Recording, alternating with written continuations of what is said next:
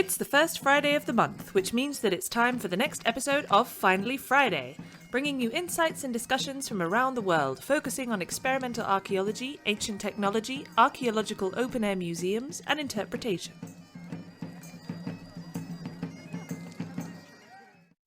Hello and welcome to Finally Friday. My name is Mathilde Siebrecht, and today I am joined by two specialists from our EXARC community focused on flint napping. Morten Kuchera is an experimental archaeologist with experience in many different kinds of technology, although he's particularly well known for his flint napping expertise. He's currently working as a county archaeologist in Agder, Norway, where his responsibilities range between fieldwork, public archaeology, and basically everything related to the Stone Age. Professor Javier Baena Preisler is a professor of prehistory and archaeology at the Universidad Autónoma de Madrid and director of the university's Laboratory of Experimental Archaeology. Although his research covers many different topics, he is especially esteemed for his flint napping knowledge and expertise and is one of the leaders in experimental archaeological research in Spain. So welcome to both of you. Thank you for joining me today. I have a very quick question to start you off.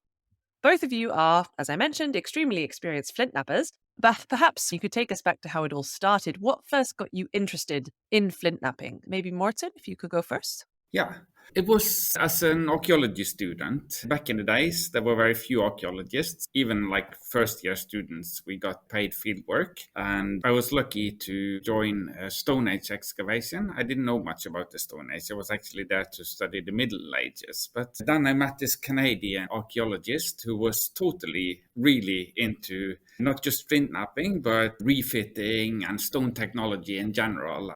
He was a great inspiration for me, and he managed to draw me into his crazy world of refitting and technology. And eventually I got really hooked. And then there was a poster at the university where some Danish archaeologists would be giving flint napping lessons.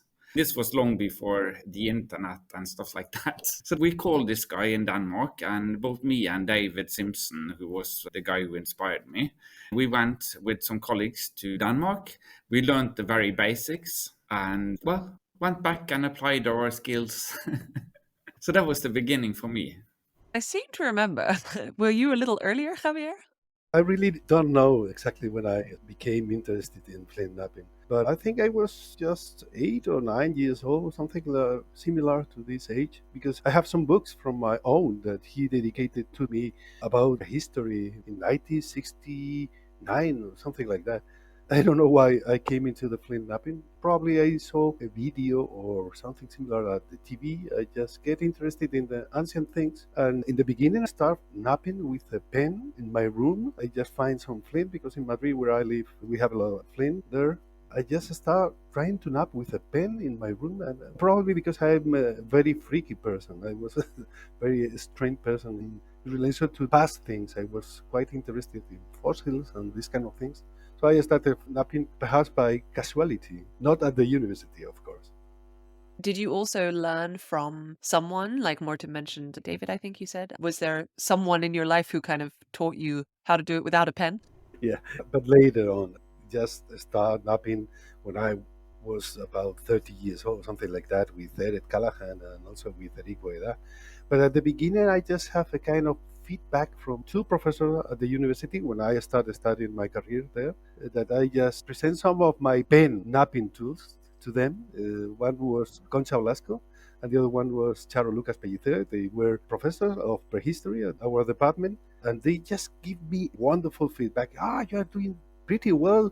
Continue napping, because they were not nappers, of course, but they have some experience in the past with Francois Bordes. So they recognize the importance of napping in the prehistoric studies. Later on, I have help or support from different people.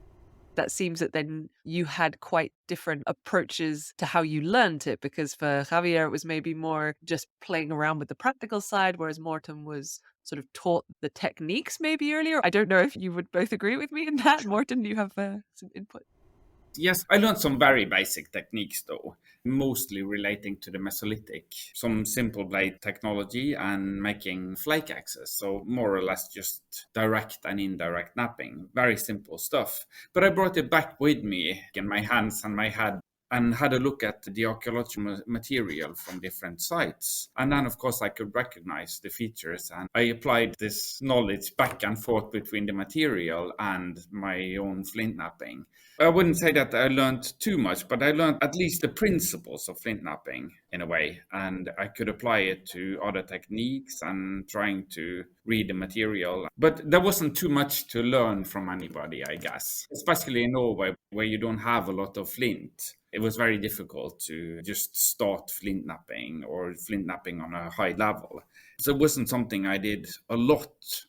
It could be months or even a couple of years between each session in the beginning. And then, for some reason, I got more connected to Denmark and started really taking it to another level. I think it was in 93 or something. Javier, do you have anything to add to that from your own experience? In my case, I was absolutely alone because when I started knapping in Madrid, there were nobody here. We have the French connection. Of course, in France, there were a lot of knappers, Texier, François Bordes, and some others, Boida, Belgrand, etc. But in Spain, we don't have any help in this sense. But I just pass a lot of time just trying to knap with some pebbles and my pen in my room without learning anything. Perhaps some technical skills, but nothing in relation to methods of knapping. But at the same time, thanks this long period of my personal lifetime in which I could have a kind of skill in terms of mechanics about knapping, because I was even able to knap with my eyes blind. This is just because we make some proof about that, because I spent a lot of time knapping in the same way. So it was amazing because from the moment I just stay in touch with the archaeological material and have some help in terms of recognitions of methods and modalities in the materials, I discover a new world in relation to flint knapping, because I have the second step in the learning that was everything you have learned, now you have to apply in terms of following particular routes that you can see in the material, in the archaeological stuff. So I do not consider a waste time this first period of my life. Sort of going on from that, do you feel that then the theory or the methods or the understanding of the different styles over time in prehistory, etc., learning about that, or learning the practical skills, the motor skills, having that kind of muscle memory, would you say one or the other is more important when you're learning flint knapping for the first time? Because you both came from slightly different sides, I guess, in this, and there are those two components, would you say, of learning flint knapping? Would you give one more importance than the other, or are they about equal? I think those two things are inseparable. You have to develop some sort of technical skills, and the motor skills or the mechanics of it. It's something that you learn from breaking a lot of rocks, as they say. I learned both of them at the same time. I think that I actually had some advantage of knowing the different technologies and having some insight. I worked as a field archaeologist a lot at the time and cataloging a lot of Stone Age material. So basically, I started trying to make the things that I saw in the archaeological material. And I think I benefited from that, from really understanding and trying to understand what I had in my hands and to figure out how each and every individual thing was made, the different types of blades, microburin technique, how to make a tang point, simple things.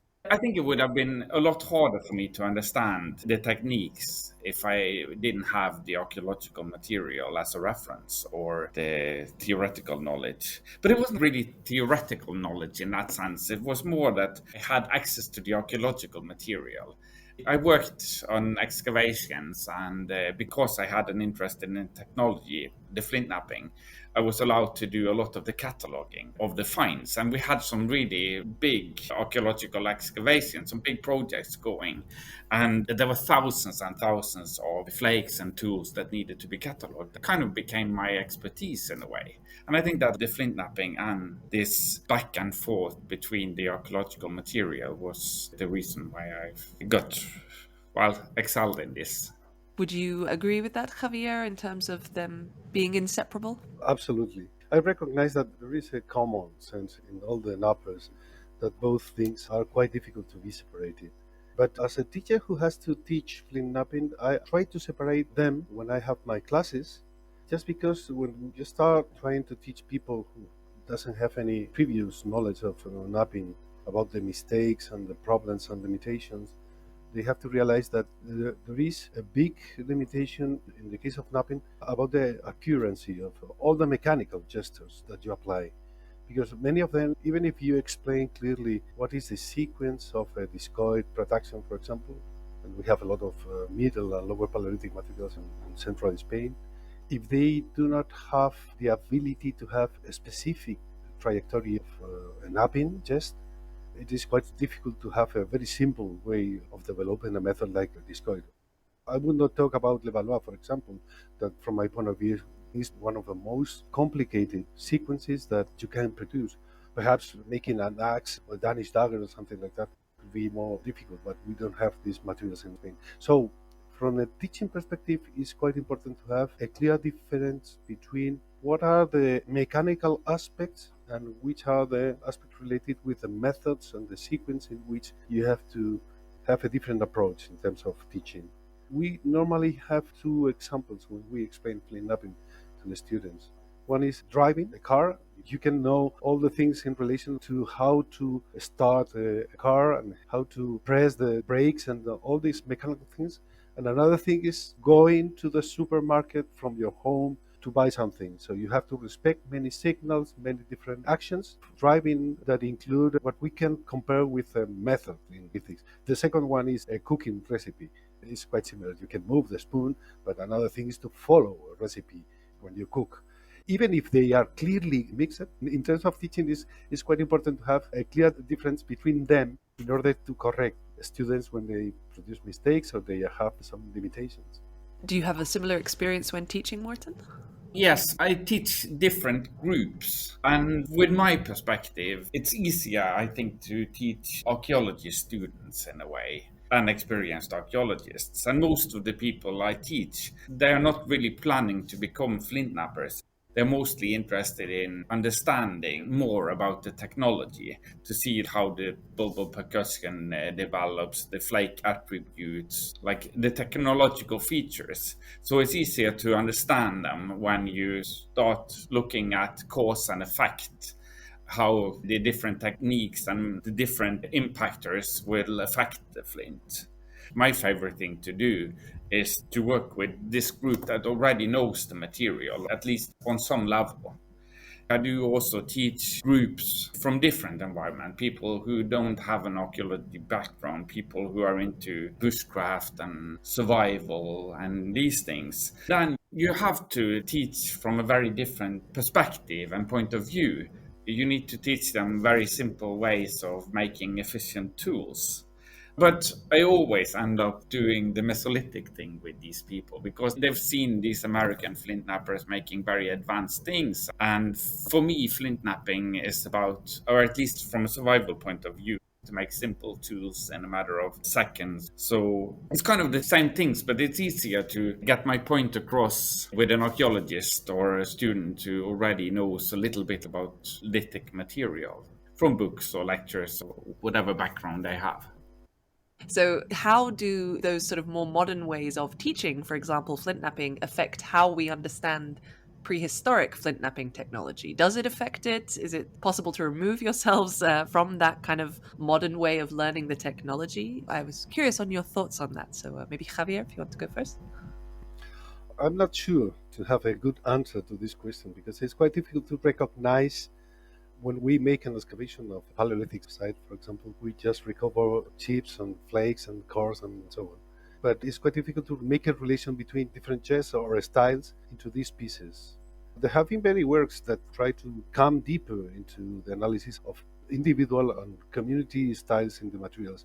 For example, on arrow points, it's possible to recognize tendencies or styles that can be shared across different individuals. But in the material, it's quite difficult to find that. What I really appreciate is when you see modern nappers, where they come from, what has been the school they follow. It's very clear when you study, for example, Middle Paleolithic materials, and you see someone today napping in what I call Boedas, Eric Boedas style, you immediately recognize that he or she has learned from this expert napper. Because the way in which, for example, they make the platform preparations is very particular. It was exactly the same when you appreciate, for example, the case of perhaps the indirect percussion from Pellegrin in comparison with another very good napper that is Peter Viking. They have completely different napping gestures. But how we can get that into the archaeological material is very challenging, because when we study archaeological materials, sometimes we are not very clear about if we are just paying attention to individual materials or collective materials. So from the moment we can collect individual information, probably we can just trace this influence in the past. But it's a very difficult question to be answered just in one way. I don't know what is the opinion of Morten.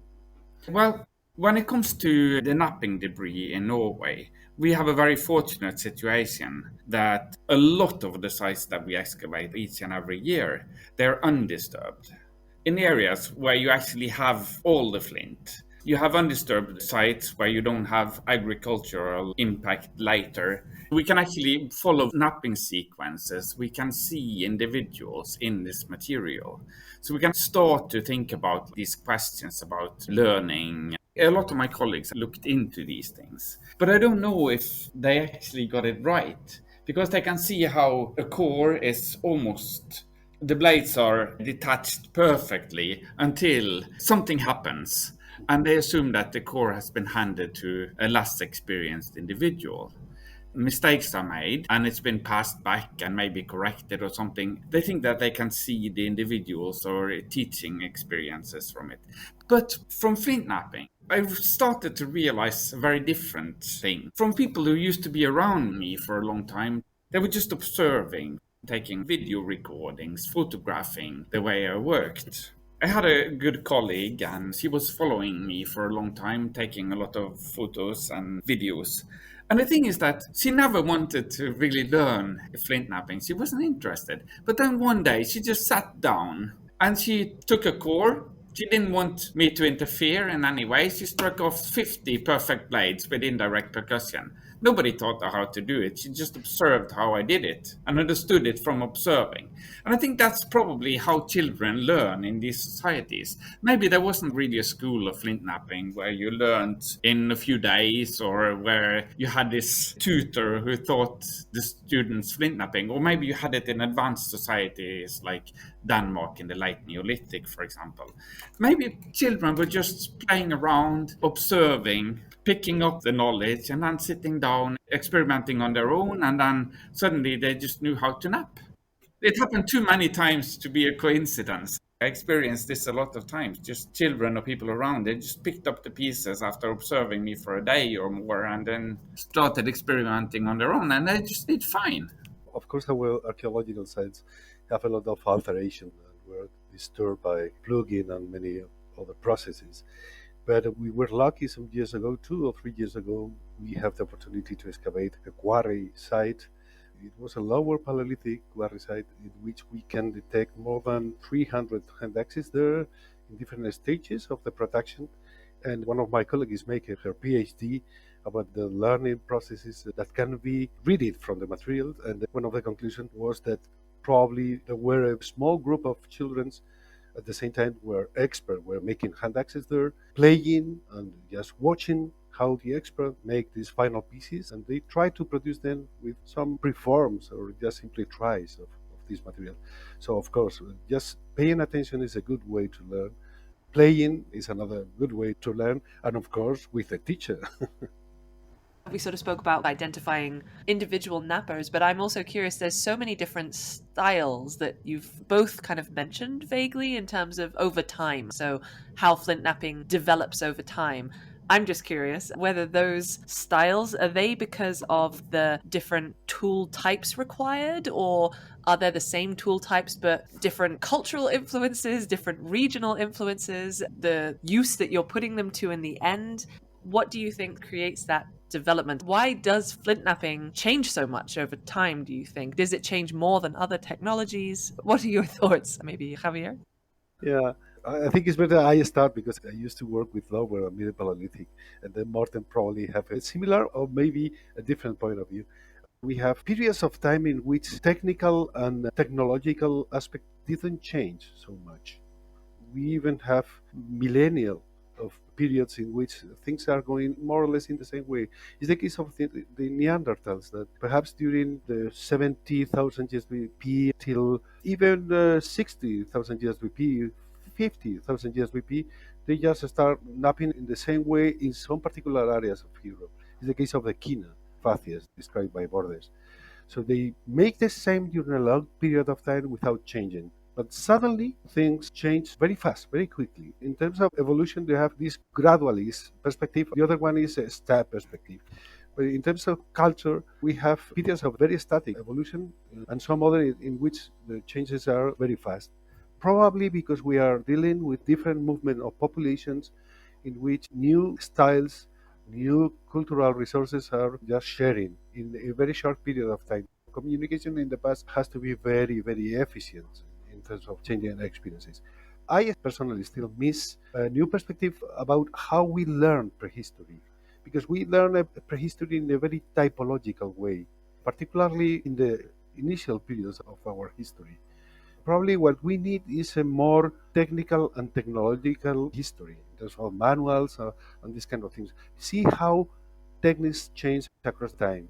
Till now, the typological approaches are still very, very strong. And of course, in more recent periods, types are more clear than in the beginning. But probably Morten has some other ideas. I totally agree with you on the need for a technology based perspective.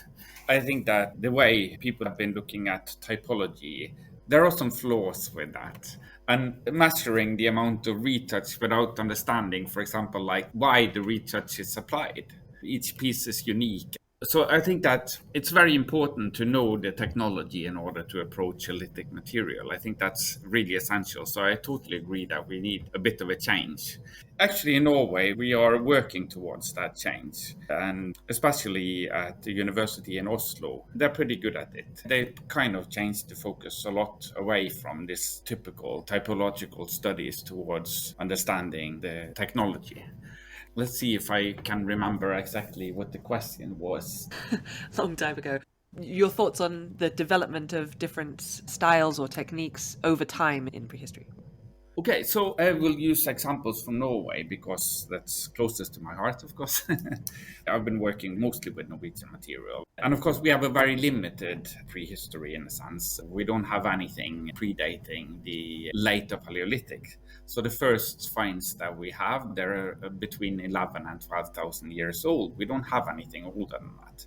So we can more closely follow the traditions. What we can say from a technological point of view is that the first people to enter this wasteland after the Ice Age, they come from the south. We can see that clearly on the technology. It's the same as the Orangeburgian culture and pretty much everything coming from the south. Rect percussion, the tang points and all these things.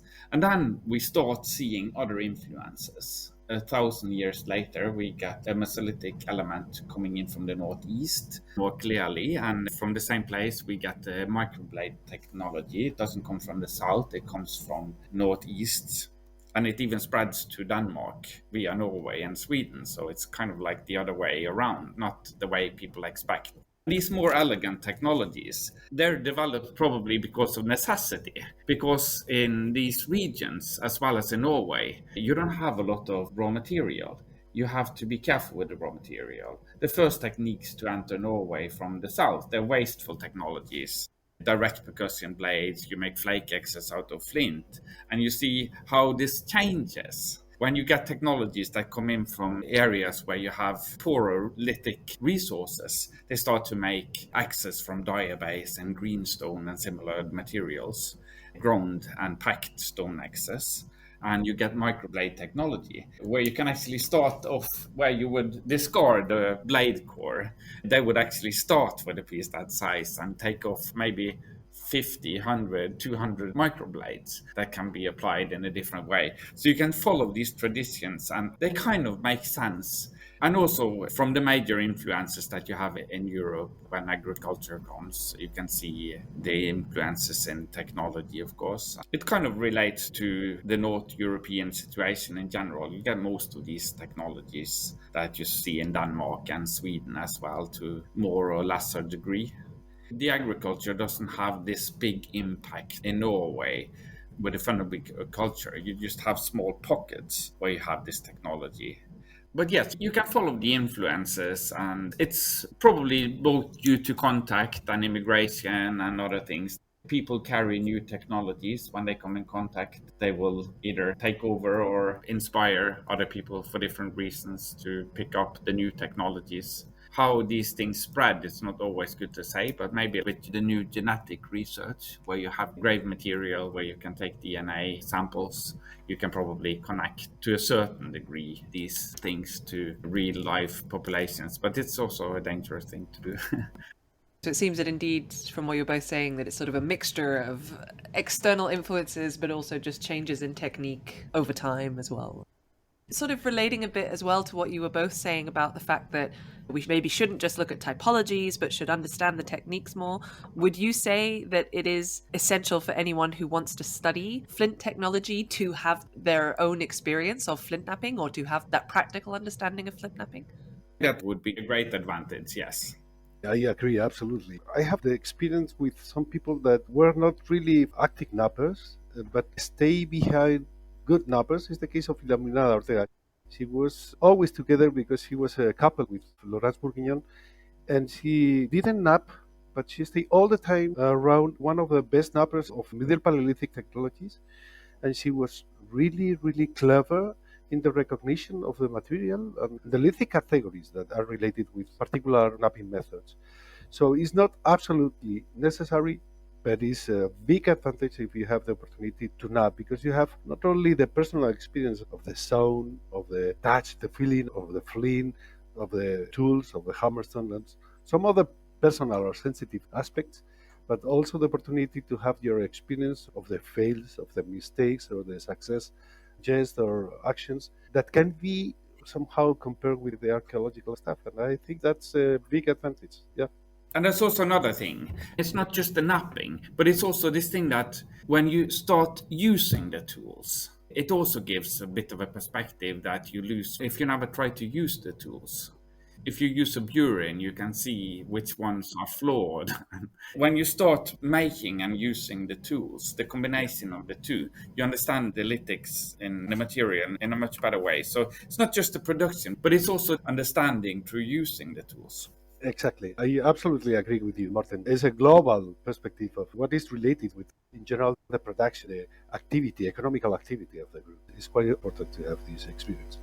Good to know that experimental archaeology is still essential then in this field. We spoke a lot at the beginning about your own experiences in experimental archaeology, and you're both very experienced, you're very well-known experimental archaeologists, especially in flint knapping. But how has that field of experimental archaeology developed since you started? Would you say it's easier for people to get into now? What are your thoughts on that? Perhaps Javier, you can go first. Yeah, I talked to you about my beginning with the flint knapping without anything around me. So of course the things have changed completely. Now it's so easy to have different approaches to flint knapping. I would say that this is like Star Wars series, because you can be in the dark side of flint knapping and you can be in the better side of flint knapping. Yeah, I mean that if your purpose of knapping is just to produce nice tools, it's okay. I don't care about that, but try not to include the term archaeology, experimental archaeology, just simply making reproductions. That could be a very complicated area. If you nap outside and you live in the country, all the chips and all the flakes, you are not doing well. You must be careful about these kind of things. From my point of view, thing has changed a lot. Absolutely, you can just connect through YouTube with people who can make marvelous arrow bones and see how they just prepare the tools, but perhaps they are working with different modern materials into these reproductions, and it is just simply a hobby. It's not experimental archaeology. So we must be careful because things have changed a lot, but not always in the right way. Would you agree, Morten? Yes, to a certain degree. When I started flint knapping and working with experimental archaeology, we were probably 3 or 4 sitting in an attic or a basement in the university in Bergen, making and using tools. And for quite some time, almost a decade, I was probably the only flint napper, serious flint napper in Norway. And I felt really alone. And then I started, of course, discovering that There was a whole world out there with people like me sitting on their own, doing their own little experiments and working in a serious way, like Javier says. And then, of course, suddenly there's just an avalanche, and the internet is connecting us to this American environment where you have sometimes brilliant nappers, and it's a huge hobby with thousands of people, big nappings where people meet and they use their brass or copper tools to make the most incredible things. But it's not reproduction always, and it's also very far from experimental archaeology. These people, they're not really interested in that. They come from a point of view sometimes from the arrowhead collectors. They've been growing up picking up arrowheads from the Native Americans, and they want to learn how to make these beautiful things. And they make frames and they put them up on the wall, and it has to be colorful, and just plain flint is not good enough. I don't know. It's a very different perspective. I can understand this. Sometimes I get some of this raw material and I just love working with it. It's like napping candy. It's so soft and smooth and easy to work with. Sometimes you get carried away. In the end, for me, flint napping is about making useful tools and weapons in raw flint that makes sharp and durable edges. It's important that we try to understand the prehistoric flint napping and technology, and I don't like to stray too much outside of that. Because I spent some years in the United States and I have contact with many nappers in the way that Morten has described, and they were really nice people. I wouldn't say that they are doing wrong because it's a different context. But I personally appreciate that if you are napping, you can have different purposes of your activity. You just simply want to spend the weekend just trying to produce the best and the nicest piece in the world, or just simply you want to answer questions about the past, the human past. I personally really appreciate napping provide me some clues about how to answer questions coming from the past. Of course, they are really expert in some aspect, but yeah, I agree with Morten. Most of them came from these collectors of arrow bones and want just to know how they were produced. Yeah, I think that's a really good point to make, the difference between experimental archaeology and just having fun with replication, basically. They are indeed different things. I think we'll wrap up now. I do have one final question. Do you have any exciting plans for the future with flint napping? And also, do you have a final message that you want to make clear to the EXARC community in relation to flint napping? Perhaps, Javier, you can go first? Plans. Well, one of my biggest challenges now is I have still many working years, but I'm planning to do the right things in order to have a continuity in the experimental lab. Now is one of the things that is more challenging for me because I just spend most of my life trying to establish an experimental lab at the university, and it's quite difficult to find someone that can continue this work and to maintain the lab, because even if you have a lot of facilities coming from the administration of the university, it is quite important to have someone that produce movement in the way of the lab. So this is my most important thing for the next 5, 10 years. But at the same time, we have workshops, and I'm very interested in try to improve the connection between Central Europe and, of course, Northern Europe with the south part of Europe, because I think we have a lot of asymmetries in terms of communications, transfer of information, even activity. In the United States, you have these nappings in which hundreds of people just mix together coming from different states of America, and they just share a lot of information, but we still in Europe miss these aspects. So this is another challenge aspect for me. And advice, just to be very serious in the world they can start. If they want to become nappers, I just recommend them to have questions all the time. Archaeological questions, I mean. Thank you. Morten?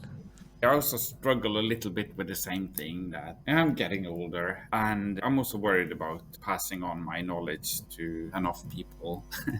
Luckily, of course, I have a few good colleagues here. We're a big archaeological staff in Agder where I work. But since I kind of went back to mainstream archaeology, to regular excavations, so going back to my roots, sort of straying away from experimental archaeology, at least as a way of making a living, I feel that I'm not able to teach as much as I would have liked to.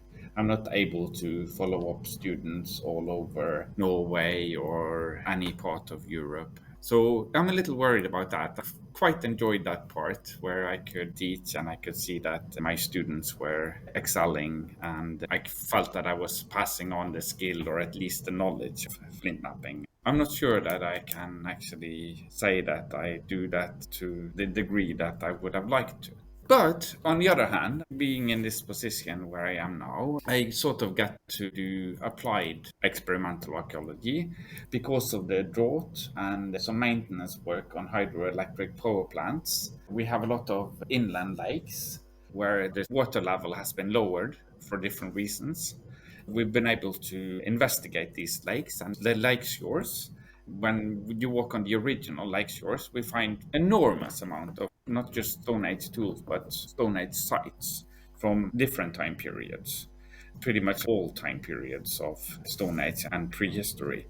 The only thing we can date these after is if we can find something that is typological or technologically relevant. So we're going to make a big project focusing on the technology, where we will try to replicate the technologies without looking at the material and see if we come to somewhat the same kind of waste material or the same blade attributes and stuff, and compare where we have different knappers, blind tests and other things. So we can be more sure that we actually can start dating these finds based on technology, because that's primarily what we have. We don't have a lot of arrowheads. That's probably one of my bigger projects in the near future. That sounds very exciting. Well, it sounds indeed like any young and upcoming flint knappers who are listening in, they're potential shoes to fill in the future, so don't hesitate to continue practicing and continue experimental archaeology. It sounds like there's a lot to do and labs to take over, projects to do. Keep going with your flint knapping practice. Thank you very, very much, Javier and Morten, for joining me today and sharing your experience and your expertise. I definitely learned a lot. Hopefully our listeners did as well. So thank you very much to both of you. Thank you, Matilda, and thank you, Morten. It was nice to share this time with you. Yeah, it was really great. Thank you both. And thank you to everyone else for listening in to this episode of Finally Friday by Exarch. If you would like to become more involved with Exarch, after all, we have all these really cool technologies we do, like flint knapping, you can become a member. Alternatively, you can also make a small PayPal donation through the website to help support Exarch and its members in all of our endeavors.